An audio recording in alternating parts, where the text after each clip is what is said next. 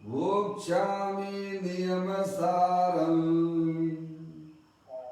केवली श्रुत केवली भणितम् नम कर अनंत उत्कृष्ट दर्शन ज्ञानमय जिन वीर को कहूँ सार सुकेवली श्रुत केवली पर कथित को। श्री नियम सार जी नामक यह परम आध्यात्मिक ग्रंथ स्वाध्याय हेतु यहाँ विराजमान है। आज से 2000 वर्ष पहले इस महान पवित्र ग्रंथ की रचना आचार्य श्री कुंद देव द्वारा इसी पवित्र भूमि पर की गई। ग्रंथ का नाम नियम सार है। नियम से करने योग्य कार्य अपनी आत्मा में सम्यक दर्शन, सम्यक ज्ञान, सम्यक चारित्र रूपी निर्मल पर्याय, पवित्र पर्याय, मोक्ष मार्ग रूपी पर्याय प्रकट करना, क्योंकि वह स्वयं सुख स्वरूप है और अनंत सुख का कारण है। अनादिकाल से हमारे आपकी आत्मा में पर को अपना जानने वाली, पर को अपना मानने वाली, पर के साथ संबंध रखने वाली ऐसी मोह राग देश रूपी पर्याय प्रकट है, जो स्वयं दुख स्वरूप है और अनंत दुख का कारण है।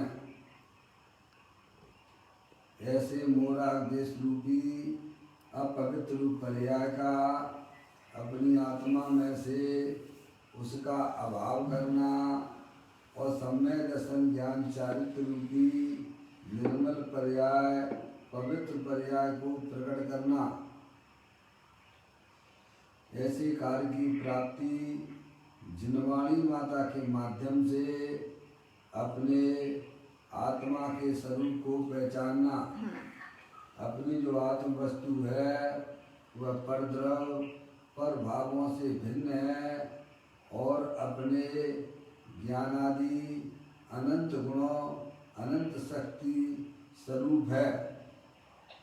ऐसे गायक प्रभु परमात्मा का माँ जिनवाणी माता के माध्यम से परिचय करके तत्पश्चात शरीर राग आदि ये सब कर्म कृत वस्तुएं हैं, इनका हमारे आत्मा के साथ में किसी प्रकार का कोई संबंध नहीं है।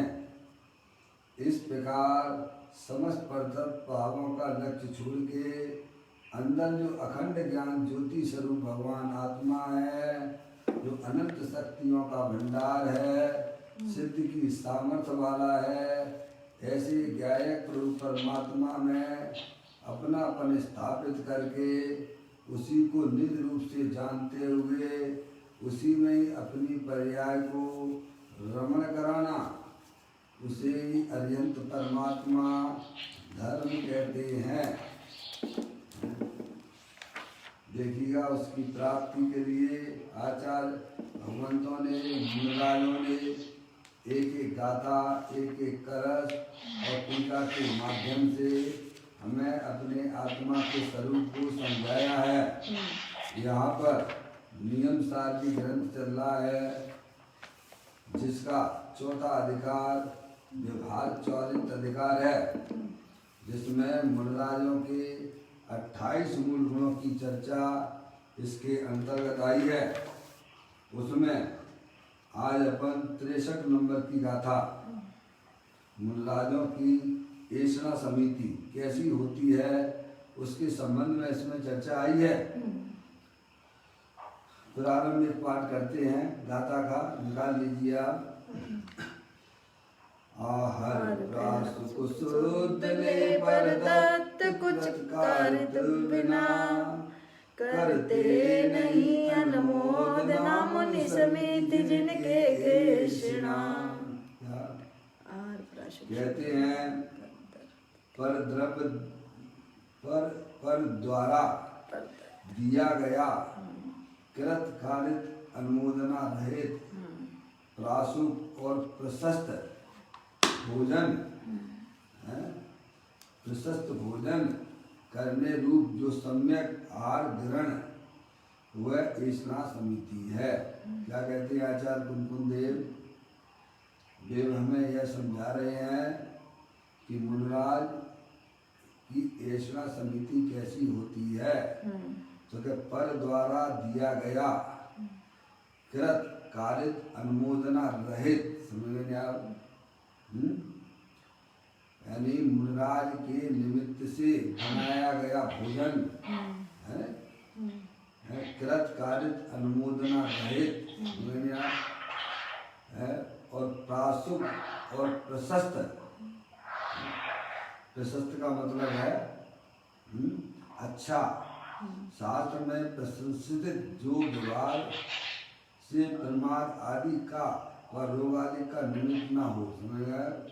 मुनराज को कैसा भोजन होना चाहिए तो कहते हैं प्रशस्त हो, जिससे उनके आत्मा में प्रमाद ना हो, है भैया, समझ गए? और शोध कर बनाया हुआ प्रासुक और शोध कर, प्रासुक और प्रशस्त भोजन करने रूप जो सम्यक आहार ग्रहण वह ऐसा समिति होती है। श्रावक होता है वह कृत कारित अनुमोदना रहित है। ऐसा नहीं है कि मुनराज है और उनके लिए भोजन बनाना, वह स्वयं भी अपने लिए भोजन बनाता है। उस समय मुनराज का वहाँ से निकलना होता है तो ऐसा भोजन होता है कि वह मुनराज के निमित्त से नहीं बनाते हैं। समझ में यार? श्रावक होते हैं वे भी अपने लिए भोजन बनाते हैं, समझ गए नहीं आप? मुनराज के निमित्त से नहीं बनाते हैं। पहले श्रावकों का जीवन ऐसा ही हुआ करता था। और मुनराज को पहले भोजन करने से पहले बाहर जाकर देखते हैं कोई मुनराज हो, कोई श्रावक हो, है भैया, उसके बाद वह भोजन ग्रहण करता था। समझ गए आप? ऐसा भोजन बनाते थे कि अगर मुनराज भी अगर आ जाए तो वह भोजन को कर लेंगे। समझ गए आप? ऐसा होता था श्रावकों का भोजन। ये नहीं साहब मुनराज आ गए चलो भैया इनके लिए बनाना है। मुनराज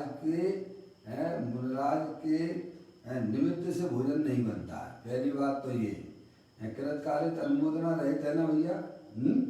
और मुनराज को भी अगर मालूम पड़ जाए कि इसने हमारे निमित्त से भोजन बनाया है तो मुनराज उसे ग्रहण नहीं करते हैं। समझ में आ गई भैया? तो यहाँ कहते हैं पर द्वारा दिया गया कृत कारित अनुमोदना रहित प्रासुक और प्रशस्त भोजन करने रूप जो सम्यक आहार ग्रहण वह ऐसा समिति है।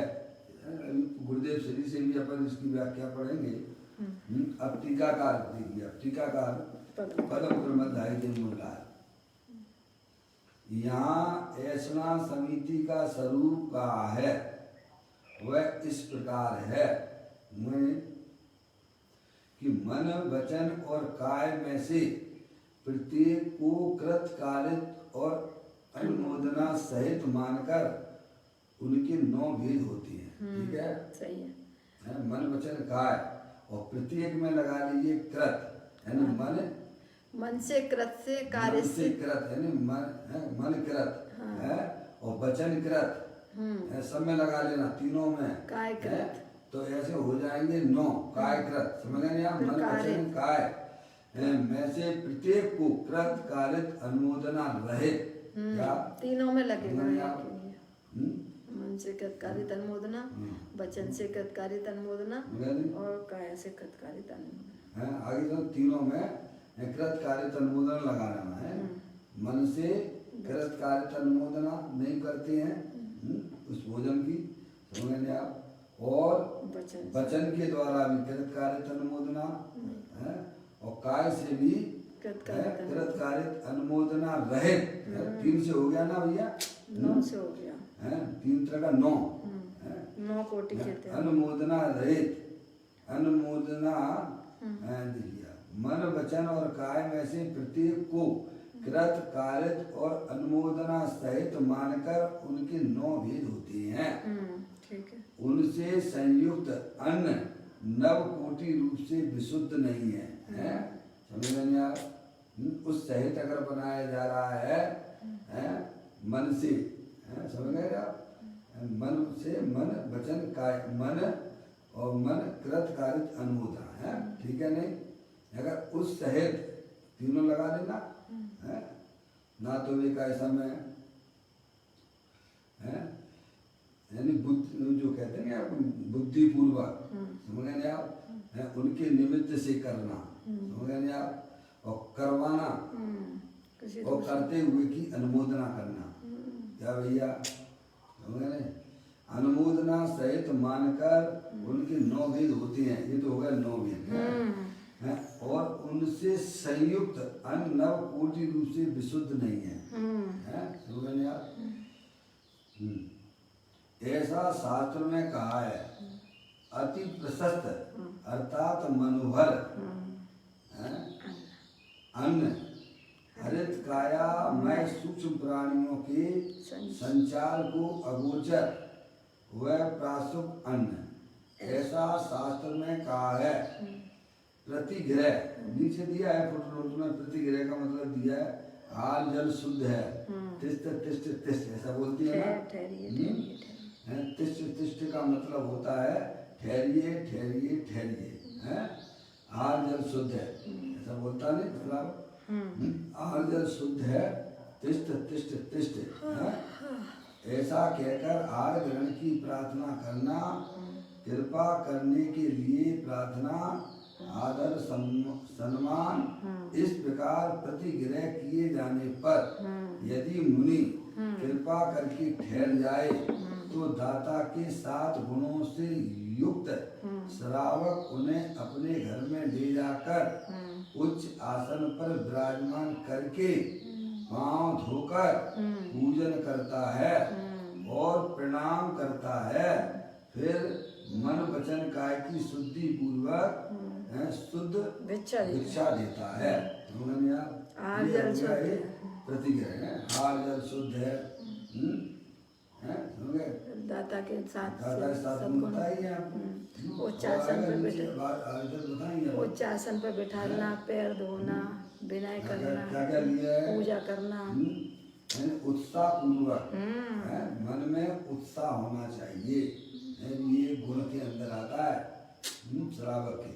यानी यदि मुनि कृपा करके ठहर जाए, पहले तो जो है आर जल शुद्ध है, तिष्ठ तिष्ठ तिष्ठ 3 बार बोलते हैं ना भैया कि ठहरिए ठहरिए ठहरिए, रुक जाइए, यानी आर जल शुद्ध है, ऐसा कहकर आहार ग्रहण की प्रार्थना करना। समझ में आप, अपने घर पे भी कोई आ जाता है व्यक्ति, मेहमान अपना चिर परिचित हैं, बड़ा कोई व्यक्ति आ जाए तो अपन क्या कहते हैं, आइए आइए आइए और यहाँ बिराजिए बिराजिए बिराजिए, क्या भैया करते हैं ना। यहाँ तक कि वह अपनी गद्दी भी छोड़ देता है, तो मैंने आप स्वयं खड़े होकर काय समय कोई बड़ा व्यक्ति आपकी दुकान पे आए तो आप बैठे रहोगे क्या? नहीं बैठे रहेंगे।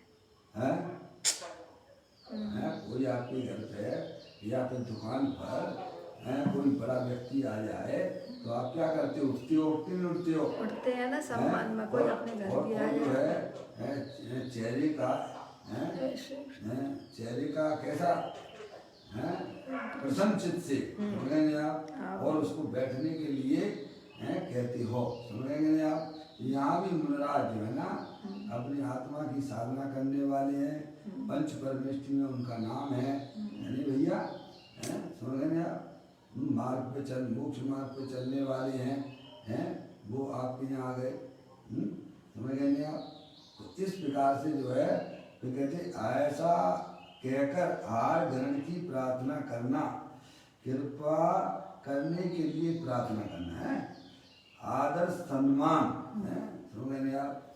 आपके यहाँ भी अगर कोई व्यक्ति आता है और आप नहीं उठो हैं और अंदर में प्रसन्नता ना दिखाओ तो वो समझ जाता है क्या, समझ नहीं आप?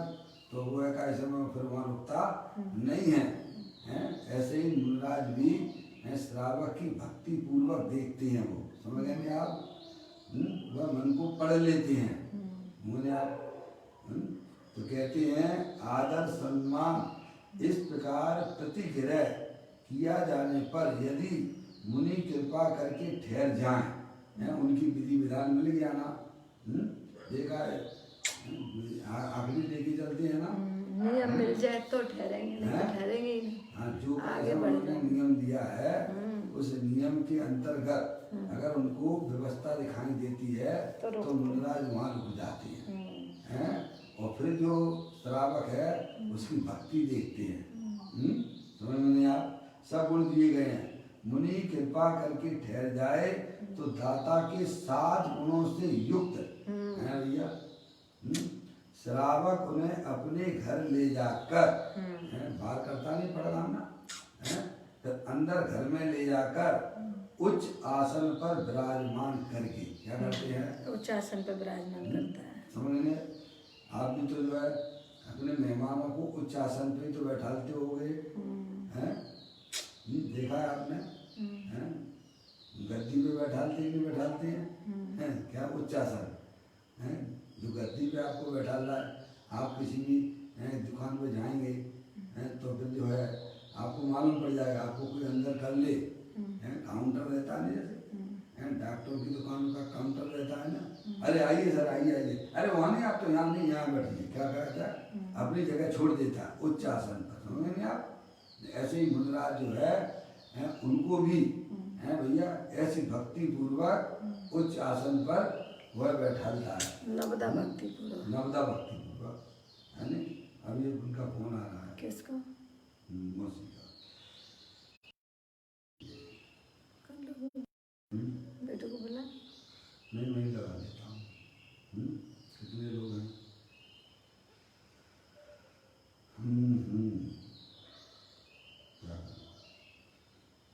बेटू को बुला, लगा देंगे। क्या कहते हैं? उच्च आसन देखिएगा, यदि मुनि कृपा करके ठहर जाए तो दाता के 7 गुणों से युक्त है, दाता के 7 गुण हैं युक्त श्रावक उन्हें अपने घर में ले जाकर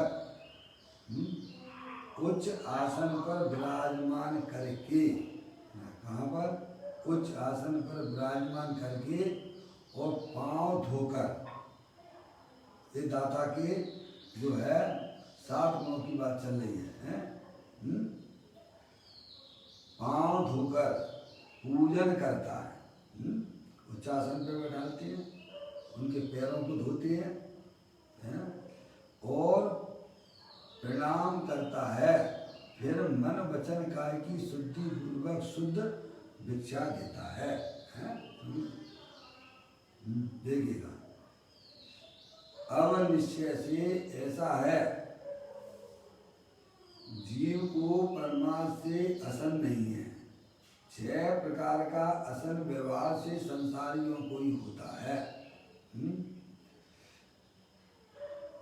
नो कर्म हार होता है, हार के 6 प्रकार हैं, है नहीं? कौन कौन से? नो कर्म हार, कर्म हार, लेप हार, कवल हार, ओज हार और मन आहार।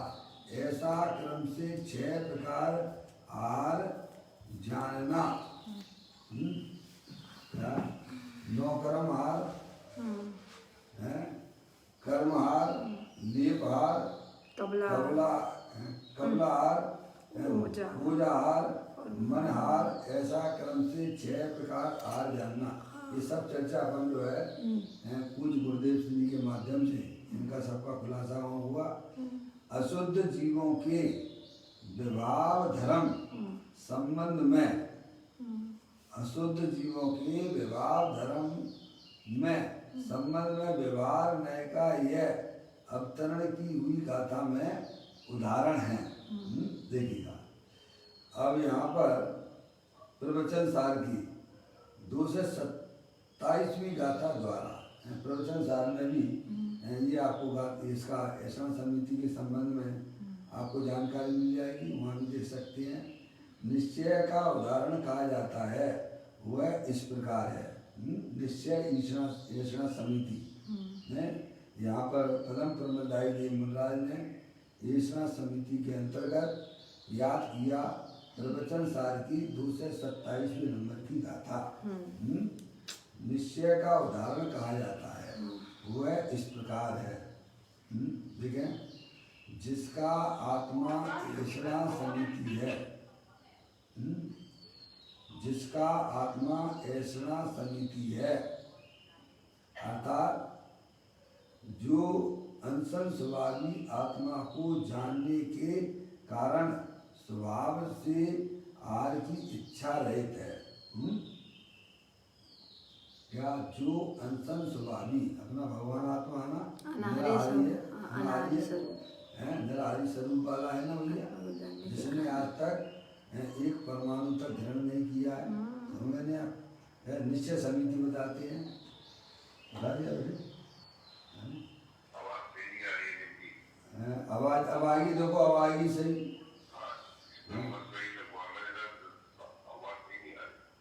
744 पे। अच्छा बेटे, मैं उसका दूसरा नंबर है जो मैं बोल रहा हूँ, उस पर लिखा, पेपर पे लिखा, दे दो कागज का, कागज वाला दे दो। लो बेटा, ले लें, चलिए, कोई बात नहीं, कोई बात नहीं, इस पर लगा दो दूसरे नंबर पर। देखें क्या कहते हैं, निश्चय ऐसा समिति का भी स्वरूप यहाँ पदम प्रमलदारी देव जो प्रवचन सार की 227वें नंबर की गाथा में आया है, उसको यहाँ बताती हैं। हाँ पप्पू भैया दूसरा नंबर भी लगाया, पप्पू भैया लगाया तो उसी नंबर पे है। पप्पू भाई, पप्पू भाई काट दिया क्या है? जुड़े हैं?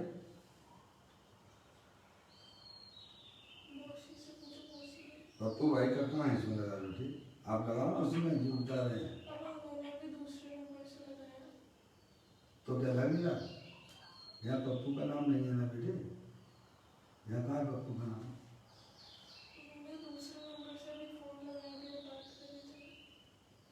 आप तो उस पर लगाओ जो नंबर वहाँ लिखा हुआ है।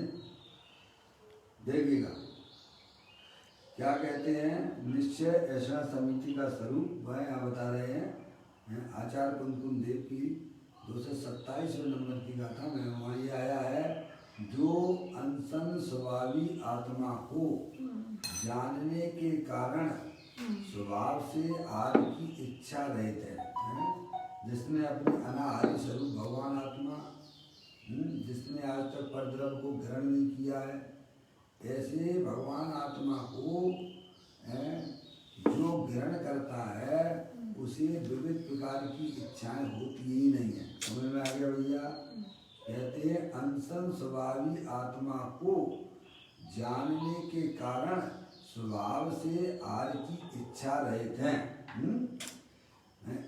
निश्चय ऐसा समिति, आत्मा की निश्चय ऐसा समिति है ना, उसे वह भी तब है और उसे प्राप्त करने के लिए, उसे प्राप्त करने के लिए अनसन स्वभावी आत्मा को परिपूर्ण रूप से प्राप्त करने के लिए प्रयत्न करने वाले ऐसे जो श्रवण उन्हें अन्य स्वरूप से भिन्न ऐसी भिक्षा ऐसा बिना ऐसा दोष रहित होती है, इसीलिए वे श्रवण अनारी हैं। ये जो अपन ने आचार्य कुंकुन देव को और पदम परमधारी देव हैं,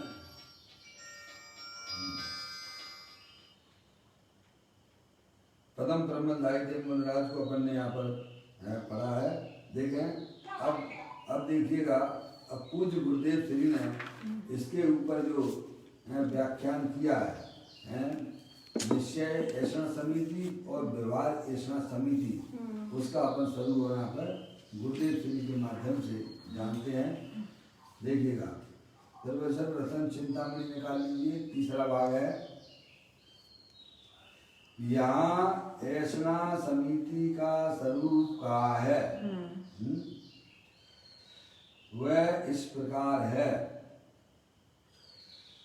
मुनि पने में आहार ग्रहण के विकल्प की वृत्ति है।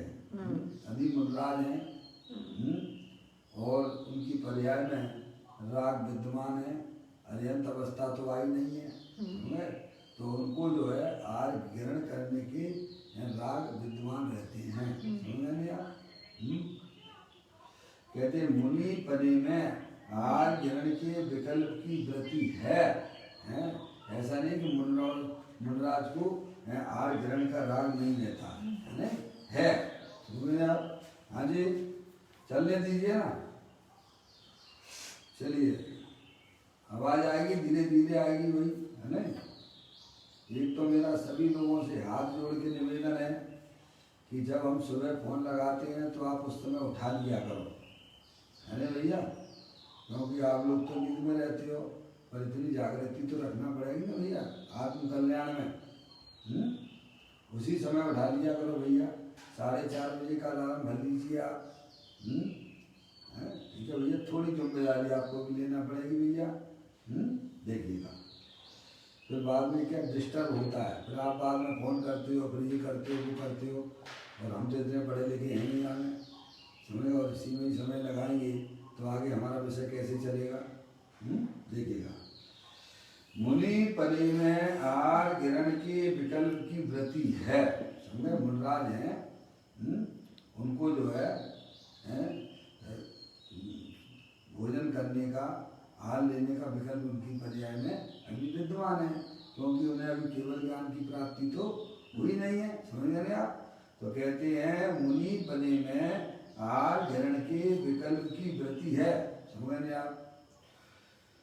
वह व्यवहार ऐसा समिति है। समझ गए आप? जो मुनिराज की आत्मा के पर्याय में जो राग विद्यमान है, आहार लेने का शुद्ध है उनके नियमानुसार, समझ गए आप, ऐसा आहार लेने का जो विकल्प है वह शुभ राग है। क्या भैया, आप भी तो भोजन करते हो, समझ गए नहीं आप? तो कैसा भोजन करते हो आप? कोई अभक्ष तो खाते नहीं हो आप, समझ गया? जैसा शास्त्र में बताया गया श्रावक का शुद्धि पूर्वक है भैया, सारी बातें आप जानते ही हो, हैं? तो वह कसाई की मंदता का सूचक होता है, क्या क्या होता है, और अभक्ष खाना कसाई की तीव्रता है, और ना कोई विचार करना। समझ गए नहीं आप? चाहे कैसा जल्दी जल्दी जल्दी जल्दी बना लेना, जीवों की क्या दया पड़ेगी आपको, हैं? शोध पूर्वक ही तो बनाते होगे भाई, जमीन देख लेते होगे, समझ गए नहीं आप? जो आपके मसाले हैं वो मर्यादा पूर्वक होते हैं श्रावकों की, समझो भैया। अगर श्रावकों के इस प्रकार के नहीं होंगे तो मुनि को भोजन कैसे करा लेगा? तो मुनि के निमित्त से तो वह बनाएगा नहीं। क्या कहा है? बनाता तो अपने ही निमित्त से है ना, उसी में तो मुनिराज वही भोजन तो करेंगे ना, अतिथि संभाग कर देता है। अतिथि संभाग तो वही आ गया आपका, श्रावक के गुणों में आ जाता है। समझ गए नहीं आप? जो भोजन अपने लिए बनाया उसमें है, जो इस प्रकार का, जैसे नमक की मर्यादा आपको मालूम है, 48 मिनट, ऐसा नहीं तुम्हारा रखा हुआ है उसमें, है? और फिर चाय कभी बना रहे हो, 48 अंतर्मूर्त लिया है ना, और उसमें अगर थोड़े मसाले वसाले मिला दोगे तो 6 घंटा और बढ़ जाएगा उसका। समझ नहीं आप? जमीन को सोच कर कोई जीवित तो नहीं वहाँ चल रहे हैं, हैं, सारी शुद्धि पूर्वक ही बनाते होगे ना, है भैया। तो मुनराज को आहार करने का जो आत्मा में विकल्प होता है वह शुभ राग, वह वास्तव में व्यवहार समिति है।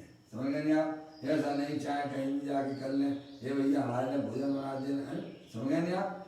क्या अपने संग चौका लेके चलना, ये तो काम बहुत दूर की बात रहेगी भैया, है समझ गए कि नहीं आप? वो कहते नहीं है, लेकिन है समझ गए यार, लोग उनके निमित्त से भी अगर चौका लगाते हैं तो वह भी कैसा में उस भोजन को मुनराज ग्रहण नहीं करते हैं, है भैया। वो तो आपकी प्रतिमा आदि में हो जाता है, वहीं पर उद्दिष्ट भोजन के त्यागी होते हैं, त्यागी होते कि नहीं, श्रावक भी हो जाता है, वहीं पर हो जाता है, ऊपर ऊपर की प्रतिमाओं में है। कौन से नंबर की प्रतिमा है? उद्दिष्ट भोजन त्याग, समझ गए आप? 11वें नंबर की प्रतिमा है। एलक क्षुल्लक होती है ना, समझ, वो भी एक श्रावक के रूप में आता है। एलक क्षुल्लक जो है ना, समझ गए नहीं आप भैया? आप प्रतिमाओं का स्वरूप भी थोड़ा अपन को समझना चाहिए, है। तो मुनराज तो बहुत ऊंची जगह, ऊंची स्टेज पर है ना। तो कहते हैं मुनि पने में आहार ग्रहण के विकल्प की वृत्ति है। ऐसा नहीं मुनराज को आहार करने का विकल्प नहीं आता हो, आता है, समझ गए नहीं आप? और वह व्यवहार ऐसा समिति है। किसको ऐसा समिति का व्यवहार ऐसा समिति है? जो अंदर में पर्याय में जो शुभ राग हुआ है, समझ गए, उसको वो व्यवहार ऐसा समिति कहते हैं। बिल्कुल बाकायदा, मतलब उनकी नियम से भोजन अगर मिलता है नवदा भक्ति पूर्वक सारी चीजें देखते हुए क्या, तब वह भोजन को ग्रहण करते हैं, समझ गए नहीं आप? नहीं तो वह वापस चले जाते हैं, समझ गए नहीं आप? और वह समिति कैसी होती है उसका यहाँ वर्णन है, समझ गए नहीं आप? ऐसा समिति चल रही ना, तो यहाँ उसका वर्णन है। निश्चय ऐसा समिति तो अपनी आत्मा को शोध कर निर्मल परिणति रूप परिमन करना। क्या कहा? व्यवहार समिति तो वह शुभ विकल्प है, समझ गए? जो नियम पूर्वक जैसा आगम में कहा गया है, ऐसा समिति का स्वरूप आया है, हरियंत परमात्मा की दिव्य ध्वनि में आया है, वैसा ही बाहर की व्यवस्था बनने पर है भैया, जो पर्याय में शुभ राग होता है उसे व्यवहार से ऐसा समिति कहते हैं। और निश्चय से ऐसा समिति कहते हैं आत्मा को शोध कर निर्मल परिणति रूप परिमन करता है। क्या कहा? आत्मा को शोध कर निर्मल परिणति रूप परिमन करता है। शोध कर बात है ये, आत्मा को शोध कर यानी आत्मा की पर्याय में। शोध कर मतलब क्या है? आत्मा की पर्याय में क्या चीज है देखना भैया, राग आदि परिणाम है, उनको शोध कर कि वे है क्या नहीं है, नहीं है, नहीं वो जो है पर्याय में जो शुभाशुभ विकल्प होते हैं वह वास्तव में आत्मा का स्वरूप नहीं है। जैसे रज सोदा होता है ना, पप्पू भैया, रज सोदा होता है ना, रज सोदा समझ गए? जहाँ शराबी की दुकान होती है ना, आप भिंड में तो बहुत सब जगह ही है, चूंकि भिंड में अपन ने देखा है अपने आसपास में वो दुकानें नहीं है शराबे की, सोना चांदी वाली, समझ गए आप? जहाँ है वे लोग जानते, समझ गए आप? तो वो जो उनकी बारीक बारीक सोने के कण होते हैं ना, तो वो झाड़ते समय, झाड़ू लगाते समय वो नाली में चले जाते। क्या तो रज सोदा सुबह सुबह आता है, तो उसमें अपने काम की चीज है, उसमें बहुत सारे धातु होते हैं, उसमें चांदी के कण भी होते हैं, और उसमें पीतल के कण भी होती हैं, समझ में आया? और बहुत सारी मिट्टी भी होती है। तो वो क्या शोध कर सोने के कण को अपने पास में रखता है। क्या कहा भैया? ऐसे ही मुनराज भी अपने आत्मा को शोध कर आत्मा में जो विकार रूपी पर्याय है वह रजकण है, समझ गया भैया? बस जैसे आत्मा जो है चैतन्य व धातु है, क्या है? आत्मा चैतन्य धातु है, वह वास्तव में आत्मा है। और उसमें जो रागादिक परिणतियां हैं वे रजकण है। क्या है? उसकी दृष्टि रज सुधा की दृष्टि कहाँ पर होती है? सोने पर। सोने पर होती है ना। ऐसे ही है सम्यक दृष्टि जीव से लेके मुनराज भी क्या है?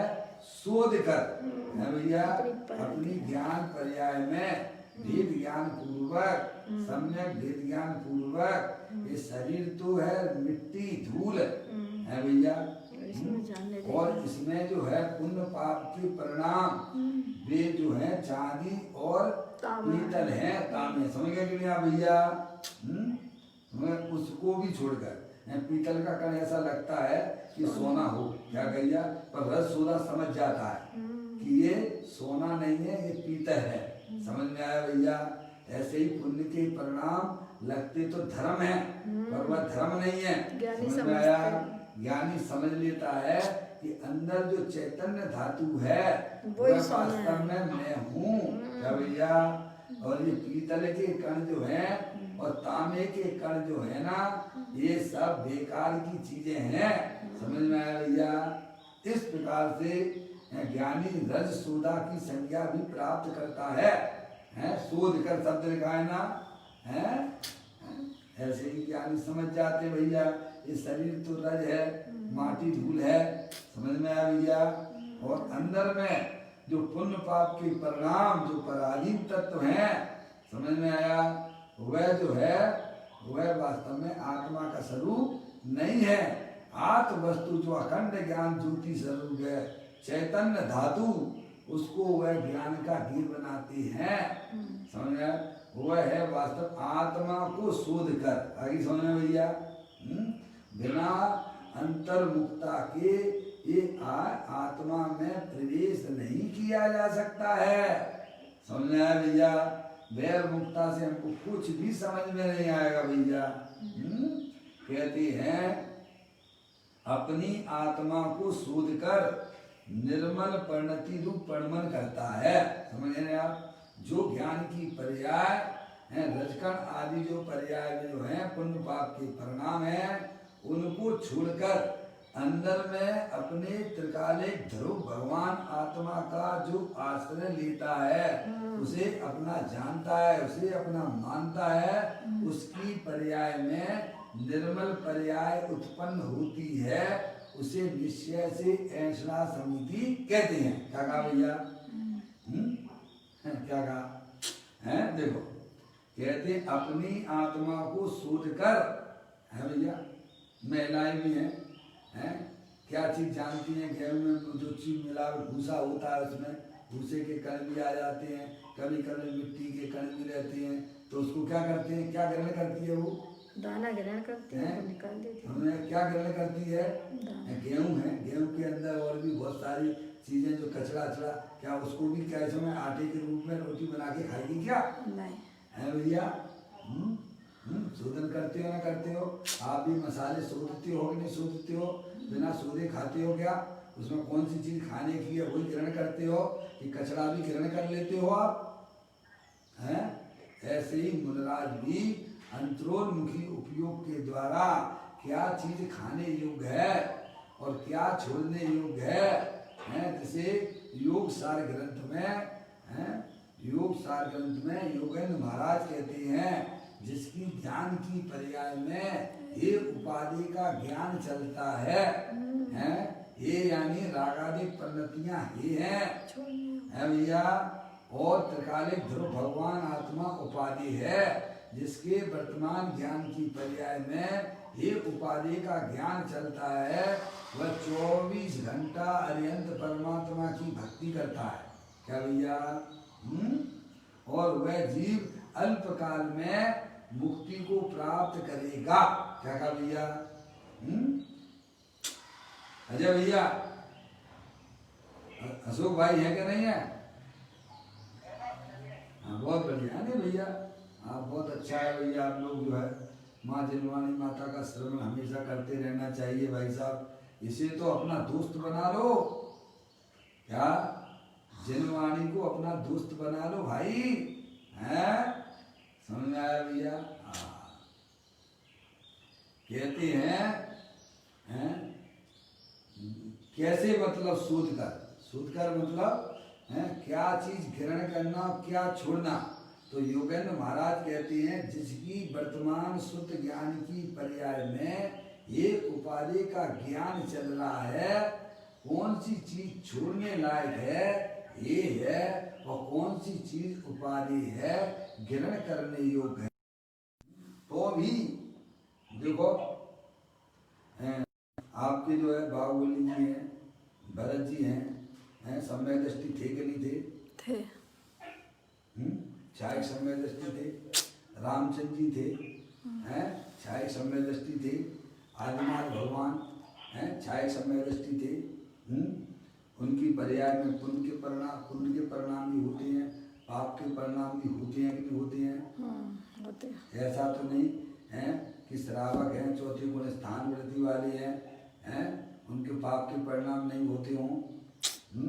लीलांजा का नृत्य देख रहे हैं आदिनाथ भगवान हैं अपने ग्रस्त अवस्था में, हैं, तो वह देखने का परिणाम कैसा है?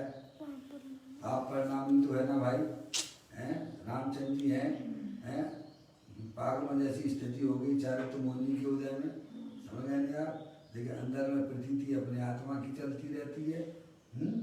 समझ, श्रद्धा उनका काम अलग है और चारित्र का काम अलग है और ज्ञान का काम अलग है। समझ गए आप? भरत बाहुबली जी हैं, उनकी युद्ध की आदि की चर्चाएं आती हैं, तो वो पाप परिणाम है ना, पर उसमें भी वह अपने आत्मा की रूप प्रतीति उनकी छूटती नहीं। उसे ही तो समय दृष्टि कहते हैं ना, छायक समय दृष्टि उसी को तो कहते हैं ना, है भैया? समझ में आई? तो क्या चीज हे है और क्या उपाधि है? तो हे उपाधि तो दो में होगा ना, क्या चीज ग्रहण करने योग्य है? तो कहते अपना त्रिकालिक ध्रुव भगवान आत्मा वो भैया ग्रहण करने योग्य है, और राग आदि परिणतियां ये सब पराधीन तत्व हैं, जहाँ पुण्य पाप के परिणाम सब पराधीन तत्व हैं, वह ग्रहण करने योग्य नहीं हुआ तो हे है। समझ नहीं आया? ऐसे ही यहाँ ये बताया जा रहा है, देखिए अनंत अपनी आत्मा को शोध कर निर्मल परिणति रूप परिमन करना है। नहीं यार, तुम्हें अपनी आत्मा में शोध करो ना भाई, कैसे करोगे? हैं, सम्यक भेद ज्ञान के द्वारा। किसके द्वारा? सम्यक भेद ज्ञान के द्वारा। उसमें क्या ग्रहण करने हुए? जो त्रिकालिक ध्रुव भगवान आत्मा जो अनंत शक्तियों के भंडार वाला है, जिसकी ज्ञान की पर्याय का झुकाव अपना त्रिकालिक ध्रुव भगवान आत्मा के ऊपर जाता है और राग आदि में ही हो जाते हैं। समझ में आए भैया? देखो तो वहाँ निर्मल पर्याय का प्रभाव प्रारंभ हो जाता है। देखिएगा, कहते हैं अपनी आत्मा को शोध कर निर्मल परिणति रूप परिणमन करना है। जहाँ आत्मा में विकारी परिणमन चल रहे थे वह तो संसार का कारण था, हैं? जब ज्ञान की पर्याय में ऐसा सम्यक भेद ज्ञान उत्पन्न हुआ कि शरीर रागादिक तो ये कर्मकृत वस्तुएं हैं, इनका हमारे आत्मा के साथ में कोई संबंध नहीं है, और अंदर जो चेतनेश्वर वस्तु है उस पर जहाँ ज्ञान की पर्याय काम करती है, वहाँ जो आत्म वस्तु अनंत शक्तियों के भंडार वाला है, निर्मलानंद है, तो उसकी पर्याय में वह निर्मल पर्यायों का प्रभाव प्रारंभ हो जाता है। उसे अरियंत परमात्मा है, उसे निश्चय ऐसा समिति कहते हैं। क्या भैया? शोध कर बात लिए ना, बाहर का भोजन भी है कैसा करते हैं? शोध कर करते हैं। अंदर में भी है भैया, देखो है महिलाएं या पुरुष है, मुराद को जो भोजन शोध के तो बनाते ही हैं, और उसके बाद भी वे शोधते हैं कि नहीं शोधते हैं? शोधते। क्यों? है भोजन जो बना है मुनराज का है, जब वो भोजन करने जाते हैं, हार लेते हैं, उस समय जब आप जो है उनकी अंजलि में है भोजन देते हो, उसको भी वे शोधते हैं। तो आपको लगता है वो बड़ी शंका करती है तो है? क्यों? शोध के ही तो करते हैं कि नहीं करते हैं? हैं कहीं उसमें अंतराय भी है ना, कहीं बाल आ जाए या कुछ ना है, कुछ भी आ जाए, समझ गए ना आप? हर चीज को शोध कर भोजन करते हैं, समझना। ऐसे ही अंदर में भी शोध कर भोजन किया जाता है, समझ गए? अपना भगवान आत्मा अनादि स्वरूप है, जिसने आज तक कभी भी परद्रव्य का ग्रहण ही नहीं किया है। ऐसे त्रिकालिक ध्रुव भगवान आत्मा को जो जीव लक्ष्य करता है, उसका आश्रय लेता है, उसकी पर्याय में निर्मल परिणति रूप वर्णन करना है। तीन काल के समय से भी, अब वो जो आत्मा कैसा उसका स्वरूप बताते, तीन काल के समय से भी अनंत गुणे, अनंत गुणों का जो एक रूप स्वरूप, उसे अंदर में शोध कर प्रतीति में और अनुभव में लेना, उसे निश्चय ऐसा समिति कहते हैं। प्रत्येक आत्मा का स्वरूप जो है अनंत शक्तियों के भंडार वाला है, और उसमें कितनी शक्तियां हैं तो कहते हैं कि जीव द्रव्य अनंत है, और उससे अनंत गुणे उद्गल द्रव्य है, और उससे भी अनंत गुणे तीन काल के समय है, और उससे भी अनंत गुणे आकाश के प्रदेश हैं, और उससे भी अनंत गुणे एक जीव द्रव्य में इतने गुण है। कितने गुण है भैया? हैं, और उसका मालिक जीव है। कौन है भैया? वो मैं हूँ, समझ में आया भैया? ये बता रहे हैं, कह रहे हैं कि तीन काल के समय से भी अनंत गुणे, समझ गए नहीं आप? आकाश के प्रदेशों से भी अनंत गुणे, एक आत्मा में इतने अनंत गुण है क्या भैया? का जो एक रूप स्वरूप है, जो निबोध में सोई मुझ में सोई मोक्ष मजाल, अंतर भेद कछु नाई है, भेद गिनई संसार है भैया। कहाँ अनादिकाल से मेरा आत्मा ऐसे अनंत गुणों की खान है, समझ में आया? कभी भी हमने अपने आत्मा को समझा नहीं है भैया, जिस पर्याय में जाते हैं उसी पर्याय में मस्त हो जाते हैं भैया, और चले जाते हैं राग द्वेष करते करते करते करते करते भैया। क्या ले गए आप? पाप के पुटरिये ले हैं? कल आपका जो है फिल्म स्टार ऋषि कपूर चला गया, परसों वो चला गया, कौन जावेद कौन है पता नहीं, इमरान खान हैं?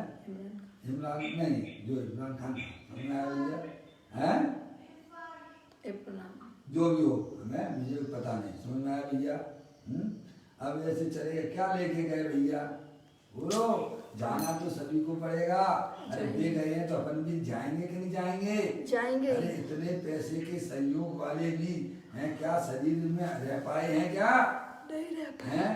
अपन भी शरीर छोड़ेंगे कि नहीं छोड़ेंगे? हैं? या रावण भी अपने आप को अहंकार करता था, मुझे कोई मार नहीं सकता था, मैं तो अजर अमर तत्व हूँ, समझ में आया भैया? है, उसका भी शरीर छूटा कि नहीं छूटा है भैया? तो अपना शरीर कोई रहने वाला है क्या अपने साथ में? है भैया? ऐसे विचार करो, है दुनिया काल के गाल में जा रही है, तो तुम्हारे ऊपर क्या है काल नहीं मंडरा रहा है? प्रति समय बढ़ रहा है भैया? तेरे सिर पर मृत्यु के नगाड़े बज रहे हैं, और तुझे पंचेंद्री के विषयों में मस्त हो रहा है। अरे साहब वो चले गए, ये मर गए, वो मर गए।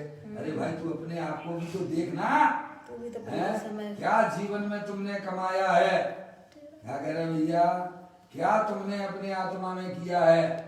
निरंतर दुखी होते रहते हो, पर के लक्ष्य करते रहते हो, आर्थ ध्यान बौद्ध ध्यान किया करते हो, ये संस्कार लेके जाओगे?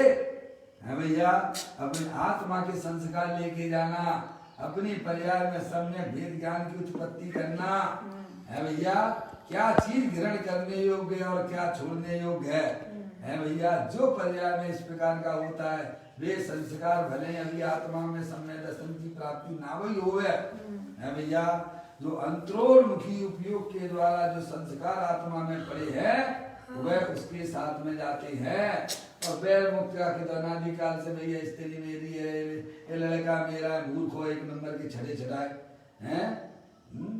अभी तो कोरोना वायरस ने बहुत सारी चीजें आपको ज्ञान करा दी होंगी ना कि तुम्हारा कोई भी नहीं है, तुम जिनसे प्रेम करते हो ना ये तुम्हारे कभी हो नहीं सकते हैं, तुम प्रत्यक्ष में उन्हें देख लीजिए आप, है भैया।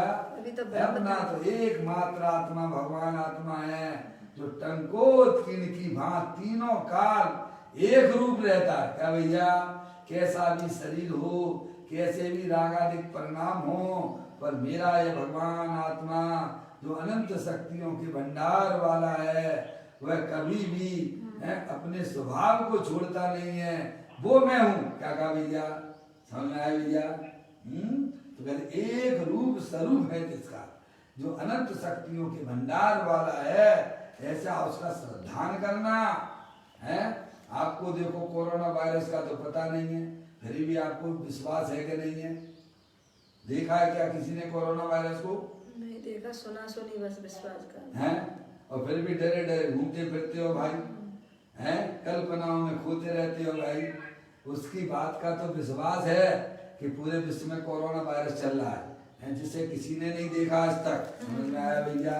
पर अरिहंत परमात्मा कहती है तू चेतनेश्वर भगवान आत्मा है, अनंत शक्तियों के भंडार वाला है, जितनी संपत्ति शक्तियां मेरे पास में है ना उतनी तेरे पास में भी है। क्या भैया, आत्मा अमूर्तिक है, क्या भैया। तो उसको विश्वास करो, उसको लक्षण के द्वारा पहचानो, क्या भैया, कि कौन सी चीज मेरी है और कौन सी पराई है, कौन सी चीज हमारे साथ अनंत काल से है और अनंत काल तक रहेगी, जो मेरा साथ नहीं छोड़ती है। अरे उससे प्रेम करो ना प्रभु, हैं, आने जाने वालों से अपने प्रेम को क्यों लुटाया करते हो, है भैया। ज्ञानी कहते हैं प्रेम करने लायक तो वही वस्तु है जो तीनों काल अनंत शक्तियों के भंडार वाली है। ऐसे गायक प्रभु परमात्मा से अंतरोन्मुखी उपयोग के द्वारा उसे ग्रहण करना, उससे प्रेम करना, ढाई अक्षर प्रेम को पढ़े सो पंडित हो। शास्त्र पढ़ने वाले को पंडित नहीं कहा गया, समझ में आया भैया।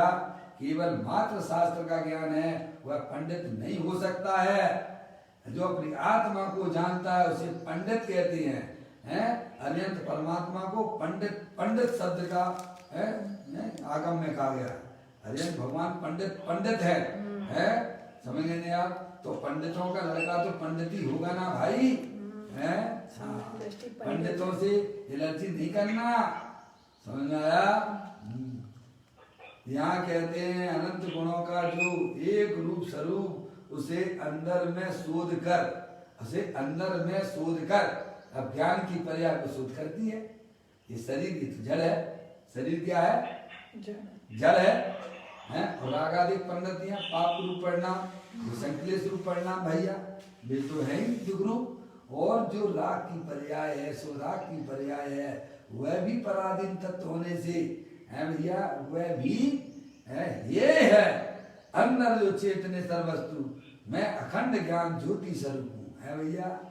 ज्ञान से ज्ञान में ज्ञान ही हो, कल्पना का एकदम विलय हो, भ्रांति का नाश हो, शांति का वास हो, ब्रह्म प्यारे तेरी भक्ति में चढ़ जाए सारे, मेरे शाश्वत शरण सद तारण तरण ब्रह्म प्यारे, तेरी भक्ति में चढ़ जाए सारे। अरे भाई ज्ञान का ज्ञान से कनेक्शन जोड़ दो ना। अरे घर में बिजली के वायर लगे हुए हैं, बाहर पावर हाउस चल रहा है, इलेक्ट्रिक पावर हाउस है भैया, उससे कनेक्शन जोड़ोगे तभी तो घर में प्रकाश होगा ना प्रभु। ऐसे ज्ञान को ज्ञान से जोड़ दीजिए, मत शुद्ध ज्ञान को त्रिकालिक ध्रुव भगवान आत्मा से जोड़ दोगे तो पर्याय में निर्मल प्रवृत्तियां प्रभावित रूप से हो जाएंगी। उसे कहते हैं निश्चय ऐसा समिति, भैया। कहते हैं ऐसे अनंत गुणों का जो एक रूप स्वरूप उसे अंदर में शोध कर, क्या भैया, अंतरोन्मुखी उपयोग के द्वारा तो शोध करोगे ना भैया। अपने आत्मा की पकड़ कैसे करोगे, बारी बार ज्ञान को घुमाते रहोगे, ये स्त्री मेरी है, पुत्र मेरा है, दुकान मेरा है, ये भगवान मेरा कल्याण कर देंगे, समझ में आया? ये तो सब बैर मुक्ता है भैया। अंदर में जो पर्याय पुण्य पाप की उत्पन्न होती है वो सब बैर मुक्ता की पैदाइश है, समझ में आया?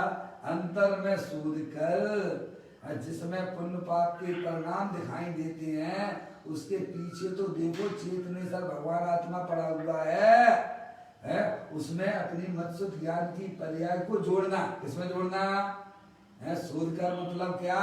अपना गायक प्रभु परमात्मा उसमें अपना कनेक्शन जोड़ देना पर्याय का, समझ में आया भैया? कहते हैं अनंत गुणों का जो एक रूप स्वरूप उसे अंदर में शोध कर प्रतीति में, मैं चेतनेश्वर भगवान आत्मा हूँ, मैं मनुष्य नहीं हूँ, मैं स्त्री नहीं हूँ, मैं रागी द्वेषी नहीं हूँ, मैं तो चेतनेश्वर भगवान आत्मा हूँ, ऐसी प्रतीति करना।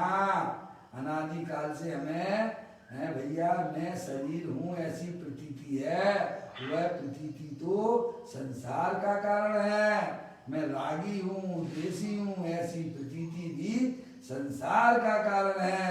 मैं तो पुण्य पाप के परिणामों से निरहित चेतनेश्वर भगवान आत्मा हूँ, ऐसी प्रतीति करना, उसका नाम अत्यंत परमात्मा धर्म कहते हैं, समझ भैया? कहते हैं अंदर में शोध कर प्रतीति में और अनुभव में लेना, केवल बातें ही नहीं करना, अपने रूप आत्मा देखना। मैं ऐसे अनंत शक्तियों के भंडार वाला हूँ। आपको कैसी विपरीत प्रतीति हो जाती है? अगर आपका कोई एक खरबू हो, आपका भंडार हो, कोयले का भी भंडार हो ना है, तो आपकी परिणामों में कैसा चलता है भैया? गली सकड़ी लगने लग जाती है और उन्हें चौड़ा दिखाई देता है जो कि परद्रव है वो है। पर कोई भी खजाना, कोई भी मालिक होना तो आप ऐसी उसकी पर्याय मजबूत होती है। तो अपने त्रिकालिक ध्रुव भगवान आत्मा के साथ संगति करती है, वह पर्याय भी बहुत बलवान हो जाती है भैया? समझ में आया? अच्छे लोगों की संगति करो। आप जो है प्रधानमंत्री के साथ में रहो तो आपकी पर्याय में कैसा होता है भैया? है जैसे आपकी किसी से है पप्पू भैया पुलिस विभाग में है भैया, आपकी अगर पहचान हो अच्छे बढ़िया कलेक्टर वगैरह से तो आपको गाड़ी चलाने में कैसा लगता होगा? भले ही हेलमेट नहीं लगाए हुए हो तो अभी कैसा अनुभव करते होगे? समझ में आया? जहाँ हमारे ऐसे कोई विशिष्ट व्यक्तियों से जब परिचय हो जाता है तो अंदर में पर्याय अपने आप को बहुत अच्छा समझती है भैया? वो तो परद्रव है। और जहाँ अनंत शक्तियों के भंडार वाले आत्मा को जिसने पर्याय ने ग्रहण किया है वो इसकी पर्याय की शक्ति कैसी होगी, उसके पर्याय का आनंद कैसा होगा? कभी विचार करते हो भाई? ऐसा महान आत्मा दे देवल में विराजमान है जो अनंत शक्तियों के भंडार वाला है, वह कोई दूसरा नहीं है, वो मैं हूँ। क्या भैया? ऐसी प्रतीति और अनुभव, क्या भैया? अनुभव की बात है तो कुछ अलग हुआ करती है भाई शास्त्र पठन तो एक जो है मात्र उसमें जो है 6 उपसम ज्ञान, वह तिजोरी में बंद जैसा समझना। जैसे तिजोरी में रखा हुआ माल बंद है, वह उसका का इसमें कोई महत्व नहीं है। ऐसे ही 6 उपसम ज्ञान जो है ना भैया वो तिजोरी में बंद जैसा है, समझे? ज्ञानी तो तिजोरी खुली हुई रहती है उसकी। क्या कहा भैया? ऐसी अपनी चेतन भगवान आत्मा की जिसने पर्याय ने तिजोरी खोल के बैठा हो, समझ में आया भैया? ऐसा अपना चेतनेश्वर भगवान आत्मा शरीर रागादिक से भिन्न होता हुआ, शोधता हुआ अपनी अनंत शक्तियों के भंडार वाले को ग्रहण करता है और अनुभव में लेता है। कहते हैं उसे अंदर में शोध कर प्रतीति में अनुभव में लेना, उसे निश्चय ऐसा समिति कहते हैं। निश्चय ऐसा समिति अपने परम आनंद आदि अनंत गुणों के पिंड प्रभु आत्मा को शोध कर, ऐसा है भगवान आत्मा, उसमें एकाग्र होना, समझ गया? उसमें ही अपने पर्याय को लीन करना, स्थिर करना। वह निर्विकल्प निश्चय ऐसा समिति है। वह निश्चय ऐसा समिति ही वास्तविक ऐसा समिति है। समझ में आया भैया? जिसको निश्चय ऐसा समिति नहीं होती है, भले ही आगम के अनुसार अपनी क्रियाएं करता हो है भैया, लेकिन उसे विवाद ऐसा समिति भी होती नहीं है। ये बात पहले हमें समझा कि सब आए है भैया। यह निश्चय ऐसा समिति वास्तविक ऐसा समिति है। यह निश्चय ऐसा समिति की बात यहाँ प्रवचन सार की गाथा का आधार देकर करेंगे है भैया। उसमें दूसरे 27 नंबर की गाथा प्रवचन सार की मिलेगी। उससे पूर्व निश्चय ऐसा समिति वाले को व्यवहार ऐसा समिति कैसी होती है उसका यहाँ वर्णन है। देखिए, मन वचन और काय में से, मूल लाइन जो है पदम प्रबंधाई दिन मुद्राज की है। मन वचन और काय में से प्रत्येक को कृत कार्य अनुमोदना सहित मानकर उनके 9 भेद होते हैं। 9 हो गए ना? मन में लगा लीजिए, मन में कृत कार्य अनुमोदना, वचनों में भी कृत कार्य अनुमोदना, और काय शरीर में भी कृत कार्य अनुमोदना। तो ये हो जाती है 9। ठीक है भैया? अनुमोदना सहित मानकर उनके 9 भेद होते हैं। उनसे संयुक्त अन्न नवकोटि रूप से विशुद्ध नहीं है, ऐसा शास्त्र में कहा है। अब देखिएगा, मन वचन और काय तथा कृत कार्य और अनुमोदना, इस नवकोटि से संयुक्त अन्न मुनराज को नहीं हो सकता है? क्योंकि उनसे सहित अर्थात मन वचन काय से तथा कृत कार्य अनुमोदित अन्न नवकोटि से शुद्ध नहीं है। अब वो यहाँ समझाते हैं, गुरुदेव श्री की जीवन की घटना बताते हैं। गुरुदेव श्री स्वयं बता रहे हैं। देखें आप, कहते हैं विक्रम संवत 1968 में एक गुलाब चंद जी नामक स्थानक वासी साधु बोटाद में मिले थे। वे कहते थे कि साधु के लिए उपाश्रय बनाया हो और उस उपाश्रय का यदि साधु प्रयोग करे तो वह साधु नहीं है। समझ में आया भैया? इस श्वेतांबरों की बात कर रहे, वो अपने समय की बात कर रहे हैं। श्वेतांबरों में भी उपासना होता है ना साधुओं के रहने के लिए, उनके रहने का होता ना, स्थान होता ना जब भैया। आप तो जानते ही हो बहुत अच्छी तरह से। देखो, गुरुदेव श्री भी वहीं पर पैदा हुए थे, तो दीक्षा लेने वाले थे। उन्होंने आप दीक्षा तो उन्होंने ले ली थी 23-24 साल की उम्र में, 22 साल की उम्र, जो भी है देख लेना उसमें। विक्रम संवत 1968 में एक गुलाब चंद जी नामक स्थानिक वासु साधु बोटाद में मिले थे। वे कहते थे कि साधु के लिए उपाश्रय बनाया हो, उनके निमित्त से बनाते हैं ना, संत निवास बनते हैं, संत निवास वगैरह बनाते हैं साधुओं के लिए, तो वो वहाँ रुकते नहीं है। गजब की बात है, अगर वो रुक जाए तो वो उनके कोटि से कैसा मन को होता है। देखिए, कहते हैं उपाश्रय बनाया हो और उस उपाश्रय का यदि साधु प्रयोग करे, यानी वहां पर रुक जाए। क्या भैया? अजय भैया है? स्वतंत्रों में भी कितनी कड़कता है, जो वो बताते हैं। साधु प्रयोग करे तो वह साधु नहीं है। क्या है? उनके निमित्त से अगर बनाया गया है, साधु संत लिखा हुआ है, तो वे वहां रुकेंगे नहीं। अगर उपयोग कर लें तो वे साधु नहीं है। समझे आप? मुझे तो अभी नव दीक्षित होने की, दीक्षा ग्रहण करने की भावना थी उस समय। गुरुदेव श्री है जिस समय जब दीक्षित नहीं हुए थे, तब पहले की बात बता रहे हो। मुझे तो अभी नव दीक्षित होने की, दीक्षा ग्रहण करने की भावना थी, तब ऐसा सुना था। मन में लगा कि यह क्या है। हीराचंद जी है, हीराचंद जी के गुरु है ना, हीराचंद जी महाराज जैसे साधु है, समझे? हीराचंद जी जैसे महाराज साधु है, उपाश्रय प्रयोग करते हैं। क्या करते हैं? समझे आप? प्रयोग करते हैं, जो वहाँ रुकते हैं, जो वो इतना विशिष्ट साधु ये वहाँ उपयोग करता है, तो उनको अंदर में शंका हो गई। और ये गुलाब चंद जी तो ऐसी बात करते हैं, क्या गुलाब चंद जी कहते हैं कि भैया अगर साधुओं के निमित्त से वह उपाश्रय बनाया गया हो तो वहाँ वह साधु रुकता नहीं है, अगर रुक जाए तो वह साधु नहीं होता है। और यहाँ वो जो है हीरा चंद जी हैं, वे तो कहते हीरा चंद जी महाराज जैसे साधु उपाश्रय का प्रयोग करते हैं। और यह गुलाब चंद जी कहते हैं कि साधु के लिए बनाए हुए उपाश्रय का प्रयोग करने वाला साधु नहीं है। अब ध्यान में थोड़ी संशयात्मक स्थिति पैदा हुई है भैया, यह क्या है। फिर मन में यह प्रश्न चलने लगा।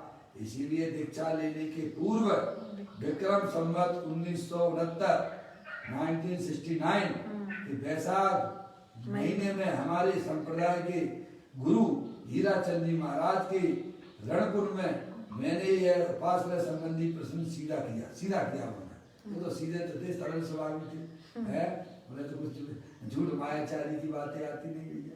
इतना उनका पवित्र आत्मा था, मैंने बहुत सारी घटनाएं उनके जीवन की हैं भैया, उन्हें वहाँ पढ़ लेना चाहिए, उनकी जीवन गाथा में पढ़ लेना। देखिए साधु मुनि के लिए किसी ने उपाश्रय मकान बनाया हो, बनवाया हो, उस उपाश्रय का साधु प्रयोग करे तो उसमें मन वचन काय में और कृतकारित अनुमोदना इन नव कोटि में से कौन सी कोटि टूटती है, ये बताओ। ये प्रश्न उन्होंने इनसे किया। हीरा चंद जी जो श्वेतांबर के बहुत बड़े गुरु कहे जाते थे, है भैया, समझ गए आप।